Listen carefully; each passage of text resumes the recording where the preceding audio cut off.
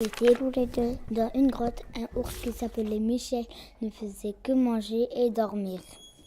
Cet ours, gros brun, était très glouton. Il rêvait de goûter d'autres aliments pour goûter à plus de saveurs. Il avait envie de voyager pour constituer un livre de recettes. Un jour, l'ours, en sortant de sa grotte, aperçoit un ballon magique. Il monte dessus et se retrouve propulsé au sein d'un marché. Au marché, il trouva des pièces et il acheta un peu d'eau. Il décida de se promener dans la ville. Il commença à avoir très chaud. Soudain, il trouva une très jolie cabane à côté d'un lac.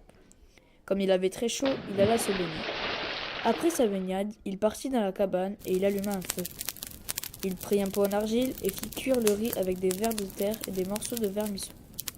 Un peu plus tard, la bouillie était prête. Il la mangea. Le repas terminé, il fit un lit et s'endormit comme un bébé. Le lendemain matin, il se réveilla, se peignit et sortit dehors. Il trouva un livre avec des pages blanches. Il le prit et sur sa route, il tomba sur un char en bois. Il écrira sur le livre la recette du riz. Il fit la route toute la nuit sur son char et le lendemain, il arriva en Afrique. Comme à son habitude, Michel était très fatigué et fit une sieste. Après sa sieste, il alla se promener. Un peu plus tard, il avait faim et vit un arbre avec des bananes, un bananier.